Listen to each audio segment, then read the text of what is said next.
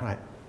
Welcome to this Killick Explains Finance video. This week I want to take on a video that compares directly two types of pension scheme, defined benefit and defined contribution. For those people who want a bit of background on this, there are separate videos that take each of those in turn. To some extent, I'll take that knowledge for granted. So, if we're comparing the two, and why would we be comparing the two? Well, in practice, some people are being made offers at the moment, for example, to move out of an existing defined benefit scheme into defined contribution. So it's important to understand roughly how the two work so that you can draw some sort of conclusion on whether or not that's a good idea.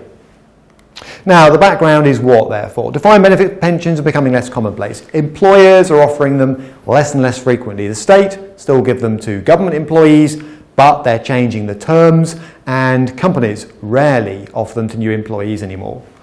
So they're being usurped by defined contribution schemes. That is basically a money purchase plan of some sort. So what are the key differences? What is the difference between being offered some sort of defined benefit arrangement and or a defined contribution scheme? Well, on the way in first of all, and then we'll look at on the way out. So on the way in, defined benefit schemes require the provider, an employer, to fund the scheme according to actuarial advice. So as an employer offering one of these things, you're guaranteeing a kind of fixed benefit at the end, but you've got a variable contribution to worry about in the meantime, because stock market performance, people living longer, inflation can all influence how much ultimately the scheme can afford to pay out. Whereas defined contribution schemes generally take a percentage of monthly salary, they put a fixed contribution in, but you get a variable benefit out the other end. So they are good for the employer because it gives them certainty, but less good, one could argue, for the employee because they've got the future uncertainty about the level of benefit they'll receive. And basically that means that a DB, defined benefit scheme, has a variable unpredictable contribution, whereas DC is fixed and predictable. Whether that's good for you does very much depend on circumstances. More about that in another video. So, DC tax relief. Now, in order to encourage people, if you like, to invest in defined contribution schemes, which are becoming the norm, most private sector employers now offer these as standard, and basically the state is looking at whittling down defined benefits as we go along. So DC tax relief is important. So on the way in, quick reminder here, you get tax relief at your marginal rate as an employee, let's say, making a monthly contribution into one of these schemes. So 80 pence becomes £1 invested automatically with basic rate tax relief, and then there is a mechanism by which you can actually claw back some extra relief as a higher rate or additional rate taxpayer. Tax-free growth within the fund, so that helps the funds to grow once the money's in there, invested in equities, bonds, by whichever mix. And then the first 25% is tax-free on the way out. So that's the basic principles of how defined contribution schemes work. Now, what about the way out? So that's what's happening on the way in, if you like. I've hinted at the way out. There's a tax-free lump sum available. So let's look at that across the board. DB schemes can pay a lump sum and or a percentage of final or average salary, usually linked to inflation.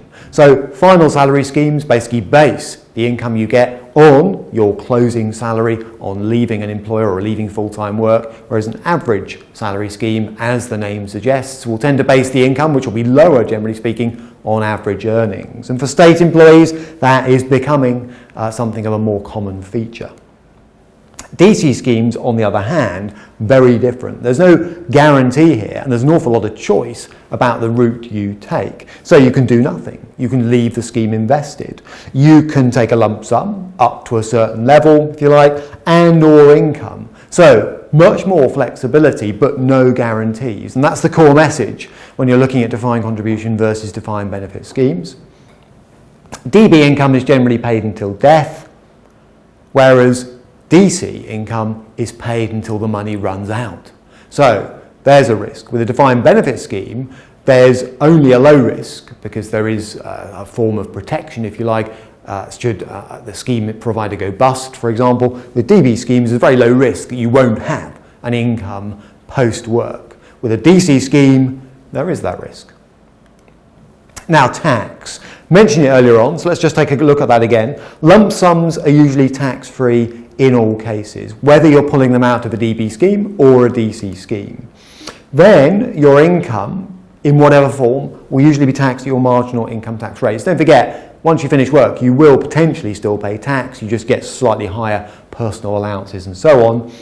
And the pot, in both cases, can be subject to what's called a lifetime allowance limit. In other words, there's a maximum benefit you can take, if you like, before potentially you're hit with penalty tax, if you want to see it that way.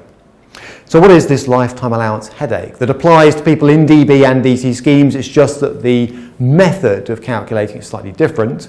So the government caps the maximum benefit can be taken before a penalty kicks in, mentioned that just now. The DC schemes, it's a moving target, it edges up every year, but for 2019-20, just over £1 million is the threshold. You imagine you're saving away, putting money into that pot, an employer and an employee. There is a point at which you potentially face a penalty. There are ways, by the way, to protect benefits that are more than that accumulated in previous years, but I'll leave that to one side here. The DB schemes, the important point I want to make is the principle similar, but the calculation slightly different. It's usually based on 20 times the projected first year benefit plus any lump sum. Now, what about death benefits? This can be an important point for some people. What happens if I die? Not something we want to think about, but an important factor when weighing up the sort of pension benefit you've got. So with defined benefit schemes, they usually pay 50% to a spouse on death. So that's quite a nice backstop, if you like, to have built in. There's a guarantee period that can be paid as a lump sum if death is premature. There's not usually anything paid out to children, but very much depends on the rules of the individual scheme. I wouldn't like to suggest that's a blanket rule, it's just a sort of generalisation. With defined contribution, rather different here. So what a spouse ends up with on your death, let's say, will depend. If the scheme's been converted into an annuity stream, then it'll be a case of contacting the annuity provider and saying, well, what percentage of that annuity is, let's say, the other spouse entitled to? It might be, say, 50%. If it hasn't been converted, so you don't have to convert into an annuity, that's certainly the case. So if you're looking at a situation where the fund is in drawdown, all right, you're taking advantage of UFPLS rules as they're known, or it's completely untouched, so nothing's been taken so far, then potentially it can pass, that fund can pass through to a nominee.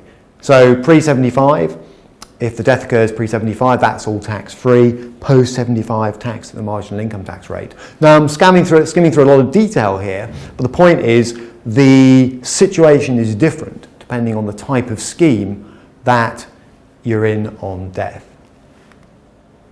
So, final slide. How do you start to think about, if I was made an offer to switch, and that is happening to some people, from defined benefits to defined contribution, more about this in another presentation.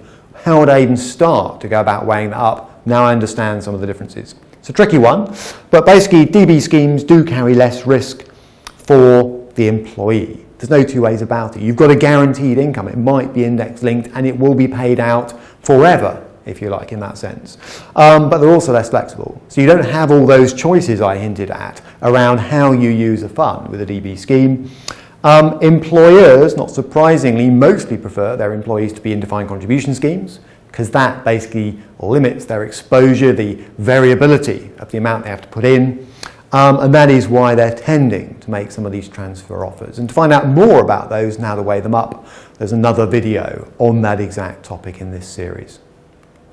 Find out more, please email me at the usual place. And to watch videos linked to this topic, killick.com/learn. Down this side, the tab Tax Effective Saving is a good place to start.